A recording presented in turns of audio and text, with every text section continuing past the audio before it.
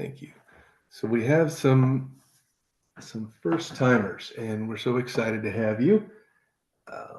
Tonight, we are going to be going over four main areas: data collection preparation, particularly for science fairs, tidy data and data tables, sample size and scale, and analysis. And I will do my best to be clear and concise. And so hopefully at the end, I'll stay on and we'll still have some time where if you have questions about the app or how certain features in the app work, I'm happy to stay on and go over those at the end, if that's all right. If you have any questions as we go through these different topics, please don't hesitate to just unmute and blurt it out or throw it in chat. And I'll try to take a breath fairly often and look at chat and see what's happening. Once again, welcome to Data Classroom's webinar on using Data Classroom in Science Fair. My name's Nigel. I am a former high school math and science teacher. Started my teaching career in 2001. And after teaching for several years, I joined the military for a change of pace, but they made me an instructor when I joined, a survival instructor. And so you can see a couple of pictures of my office or my classroom when I was in the military. And then I went, when I got out, I came back to Virginia, where I'm from, and got a PhD in instructional technology, worked in the public school systems for several years, and now I'm at DataClassroom.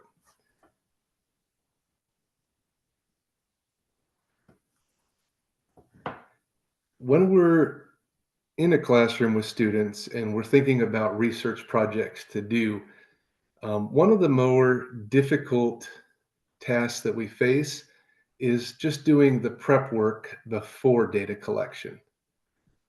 That's right, Mike. High school was a good preparation for being a survival instructor. I found it much easier than a lot of the young bucks. And one of those key parts of preparation before we start data collecting is that finding a question, right?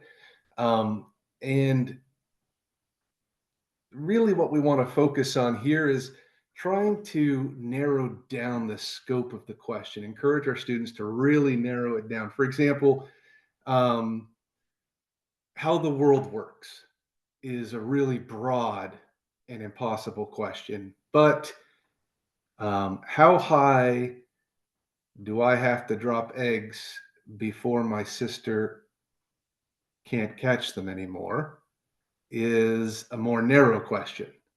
It might not get IRB approval, but it allows us to really narrow our focus down. And the question doesn't have to come before we start like exploring the phenomenon, or we don't have to sit down and write out a good question before we do any looking at the phenomenon we're interested in. But it's really important before we start really collecting data earnestly to narrow that question down. Even determining the variables, even imagining which variable will go on X and Y. In fact,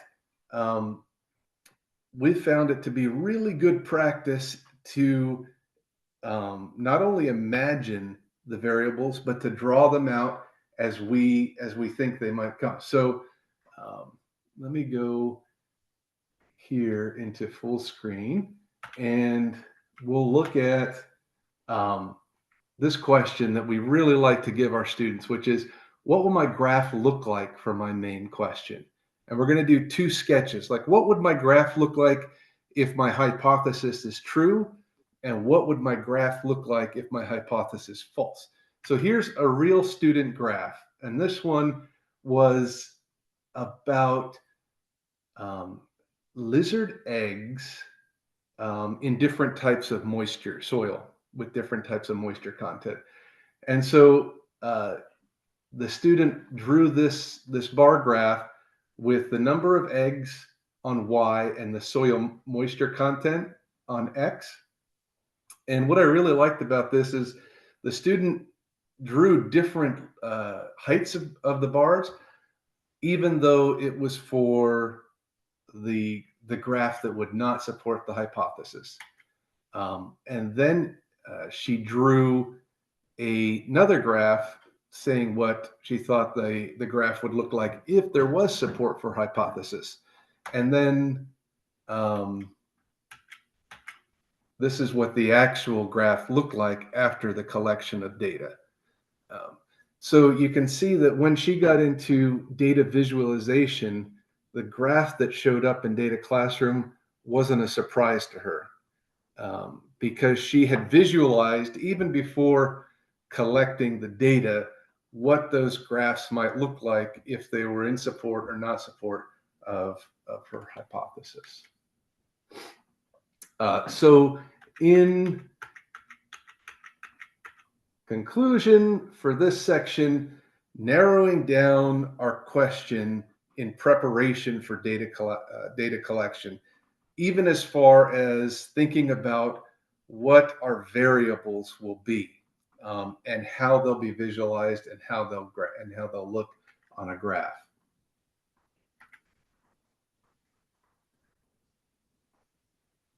Take a breather. No questions in the chat. Another very common question that we get and work with is our sample size and our scale. And if we get our questions narrowed down for our research projects, that helps immensely with our scale. But there's a general rule of thumb that I like to go with, and that's 20 observations per treatment group. And you can,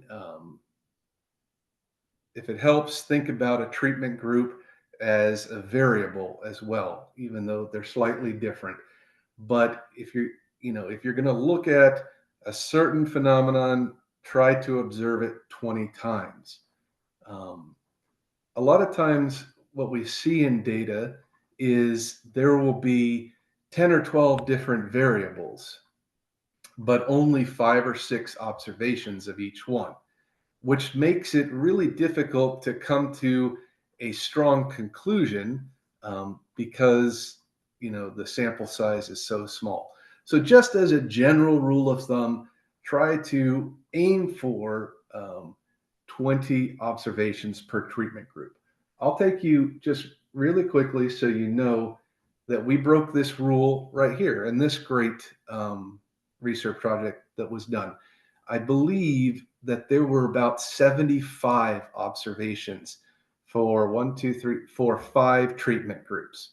So you can see that the rule isn't hard and fast, because the variation in these observations was big enough that the story was clear that more eggs were laid in higher moisture soil than were not.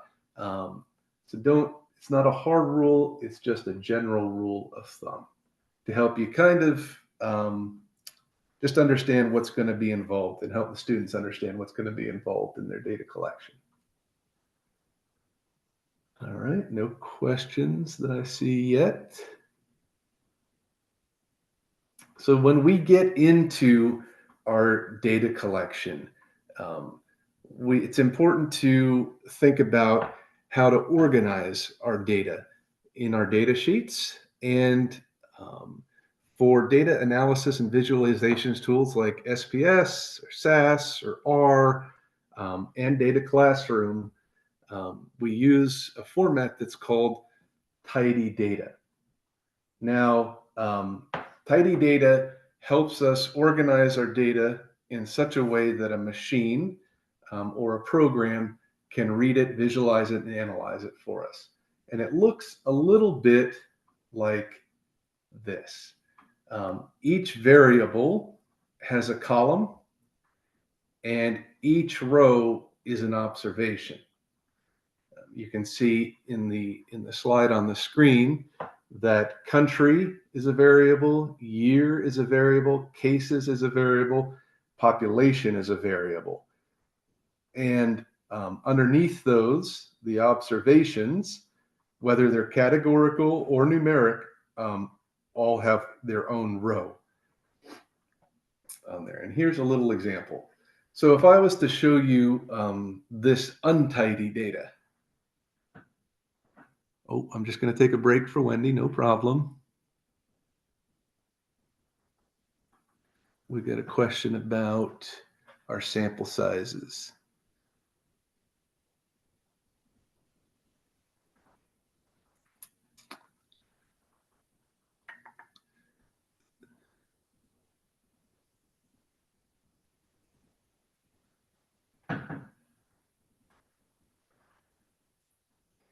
So I am not super familiar with glucose diffusion rates, but I think that the answer would be yes, that you would aim for 20 observations if you can.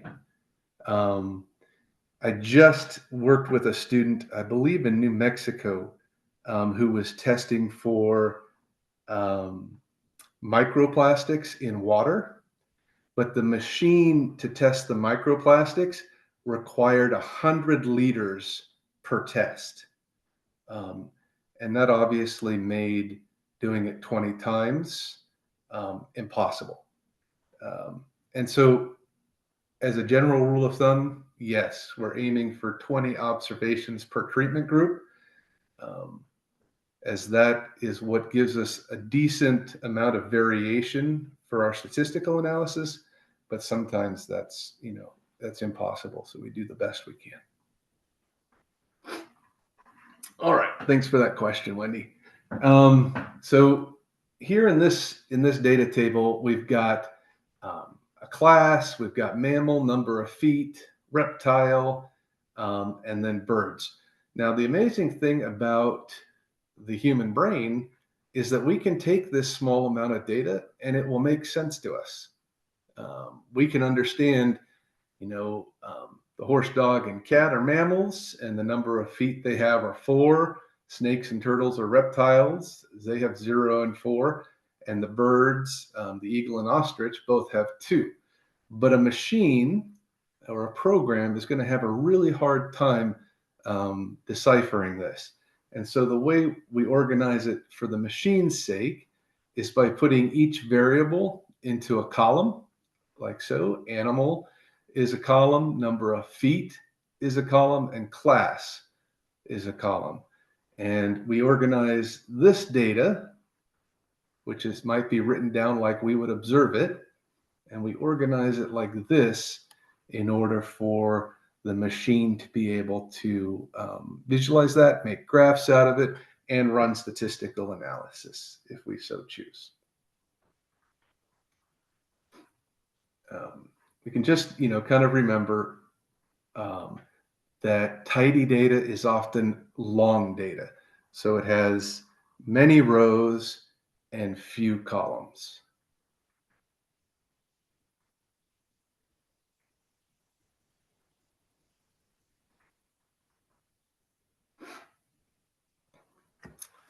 Any questions about tidy data?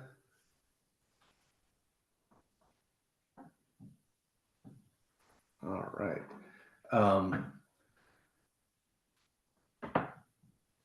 One of the things that I wish I had seen when I was in grad school is this chart right here. I'll make this bigger so that it's easier to see.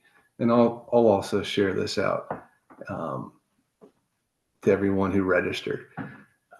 But the questions we ask directly relate to the type of visualization that we're going to do.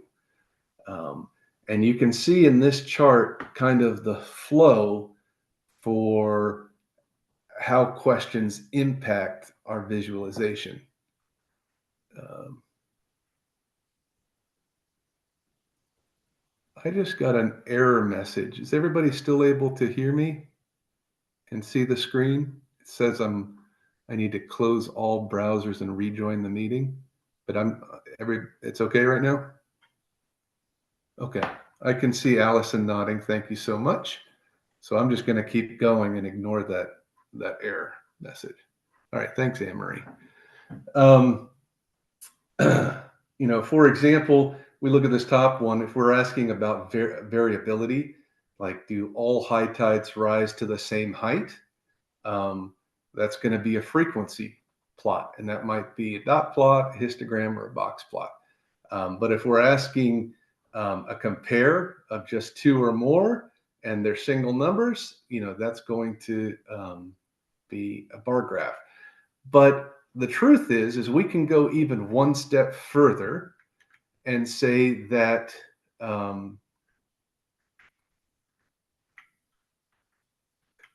here we go, that the visualization we choose, the type of graph we choose, determines the type of statistical analysis we're going to run.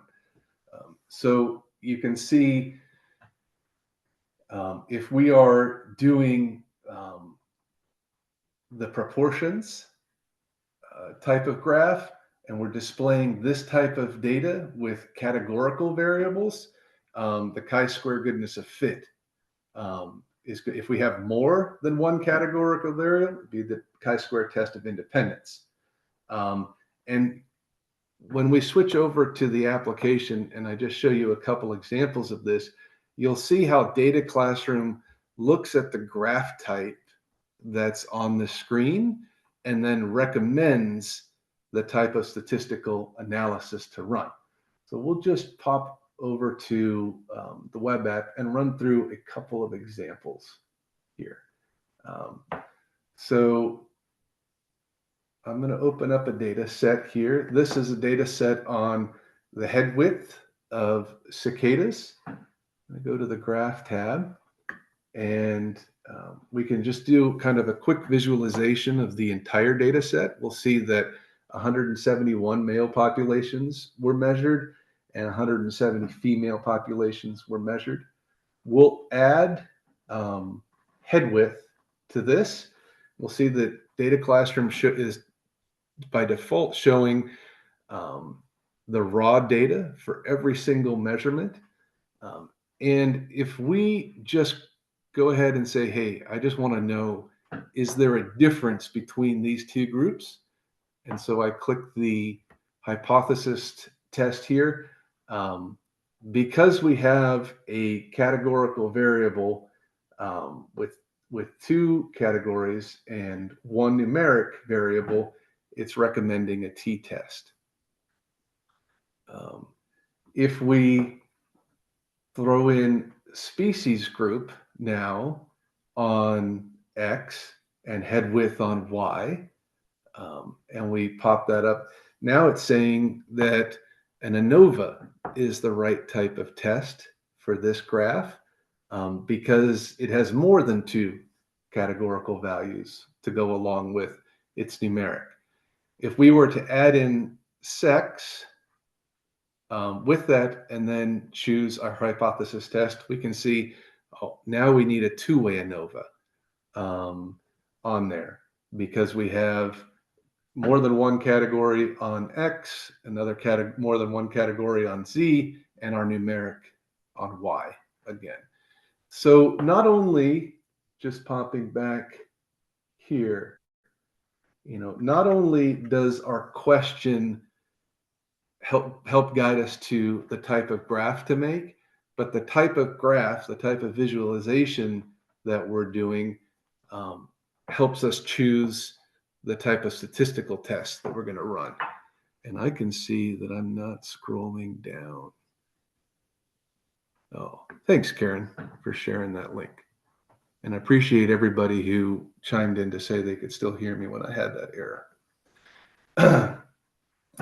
And the reason I think that that this is so important is because um, oftentimes when we think of a research project, it's the kind of the black box of data visualization and analysis that's so daunting, and that kills our curiosity about the world around us or the phenomena that we're looking at.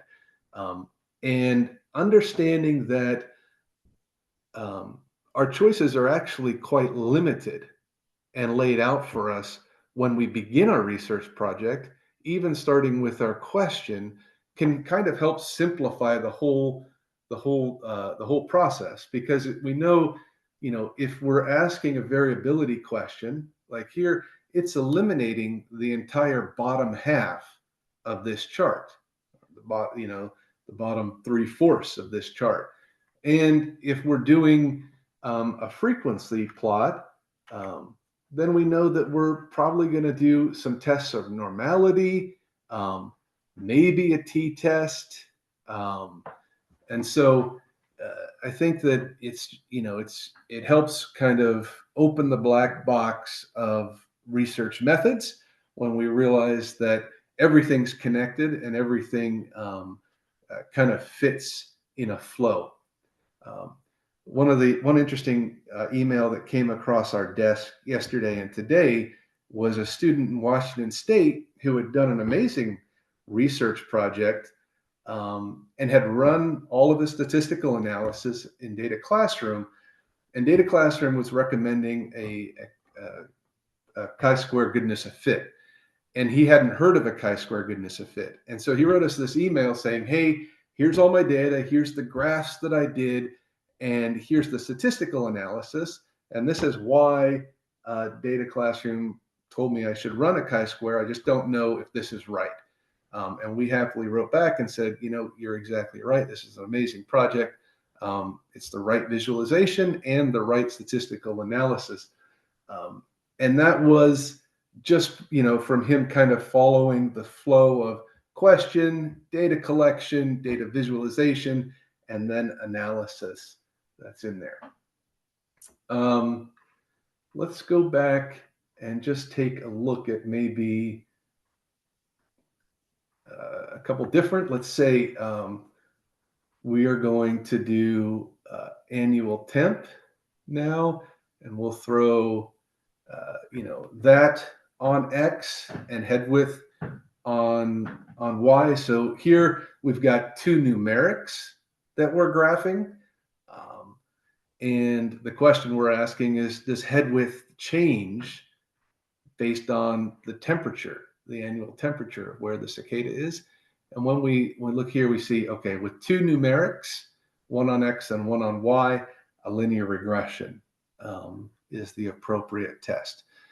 And if we go one step further and click calculate, before they get the results of their calculation, you'll see that a little pop-up comes up. And we've written in these pop-ups, using as few words as possible, just why to use a linear regression in this instance.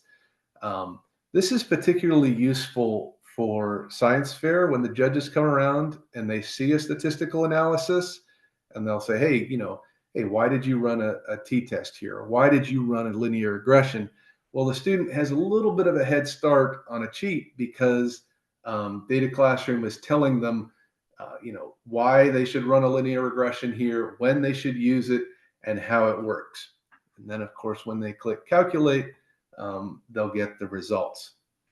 And I'll just show quickly that with, let's do here, we'll run this, we'll get the ANOVA, we'll click calculate, and again, we get this small pop-up giving us a few reasons of why to use an ANOVA, when to use it, and how it works.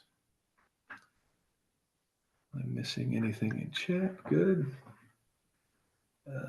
We can click calculate. We can get that. Because it's an ANOVA, we can run post hoc tests if we want. You'll notice also, there's the little question marks that pop up here just to, give us a little hint of what this means and when we should use it. Here. And before we leave this, I'm going to go to our data table. I'm going to take these off, and I'll just show you one more tool that can be very helpful when analyzing some data. So we'll go back to the data table here, and we'll see up here in this visualization that we can click graph. We can switch to the graph tab, which we've been on tonight, or we can open the graph wizard. Now, you'll notice this from the slideshow. Here is kind of our questions that we're asking. Our proportions questions with some examples of change over time, questions of variability, and then comparing groups. So if we chose to compare groups here,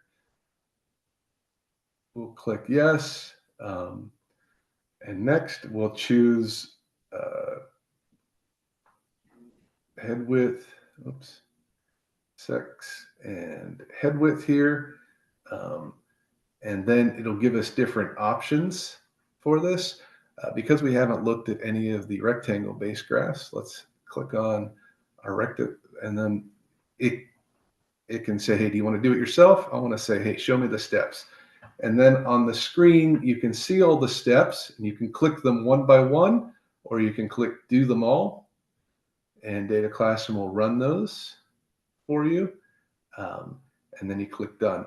And then again, you have, your completed graph. So it kind of, the graph wizard guides you through the question that you're trying to ask. But what I find most interesting is that it gives you different options for what that graph could look like. So if you're stuck in pie chart world, or you're stuck in scatter plot world, DataClassroom would say, hey, here's an alternative way to view your data, and here's how to, to set it up and get it to run.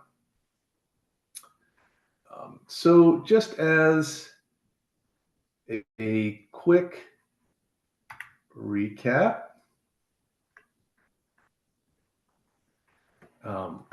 when it comes to data collection, preparation, encouraging students to really find a narrowly focused question. Even if, that doesn't mean sitting at your desk and brainstorming a narrowly focused question. It could mean starting to observe, but really focus on narrowing that down as much as possible. And thinking about what am I going to be putting on X? What am I going to be putting on Y? What do those graphs look like if they support and don't support my my hypothesis? Thinking about organizing the data, using every column as a variable and every row as an observation, and doing our best as a general rule of thumb to get 20 observations for every treatment group. And then realizing that our question helps determine our visualization, and our visualization helps determine our statistical test. And it's not a black box. It doesn't require a PhD in mathematics or statistics, but it's just a logical flow of how the data and the math work together to come up with an analysis.